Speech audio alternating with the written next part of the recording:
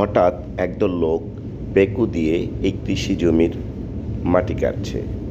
মাটি কাটার পর বোঝা গেল তারা এটি ক্যানাল বা সেচ প্রকল্পের পানি অপসারণের জন্য কাজ করছে।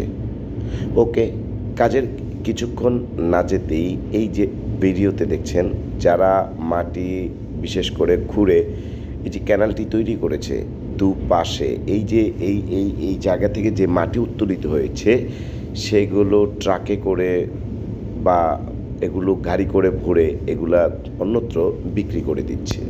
কিন্তু এই যে খালটি করা হয়েছে, অর্থাৎ এই খালটি খনন করা হচ্ছে, এই খাল থেকে যে মাটিগুলো উঠছে সেই মাটি অন্ততপক্ষে খালের দুই পাশে বাদাই করা প্রয়োজন, সেটি আর করছে না, মাটি কেউ নিয়ে যাচ্ছে। অর্থাৎ পরবর্তীতে বৃষ্টি, বর্ষা কিংবা এই ধরনের সমস্যা হলে পানি কিন্তু অটোমেটিকলি নেমে যাবে, পানি আটকাতে পারবে না, কিংবা এই জায়গাগুলো ভাঙন দেখা দিবে। আমরা জানি সেচ প্রকল্পের যদি কোনো কাজ হয় সেক্ষেত্রে মাটি উত্তোলিত হলে সেই মাটিগুলো দুপাশে বাদাই করে দেওয়া হয়, কিন্তু এক্ষেত্রে সম্পূর্ণই ভিন্ন। খনন করা হয়েছে কিন্তু দুপাশের মাটিগুলো বিক্রি করে দেওয়া হয়েছে। এই ঘটনাটি ঘটেছে যেই কলাকান্দা বহুমুখী বাজার রয়েছে সেখান থেকে গজরা বাজার পর্যন্ত যাওয়ার এই সড়কের যে গতিপথের হাতের ডান পাশে সেচ প্রকল্পের কৃষি জমির অংশে।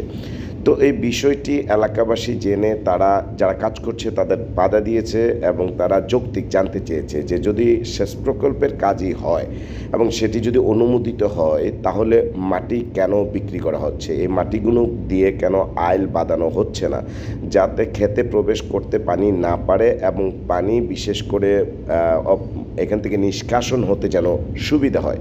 এক পর্যায়ে এলাকাবাসীর সাথে দ্বন্দ্বে আপাতত এই মাটি উত্তোলন বন্ধ আছে।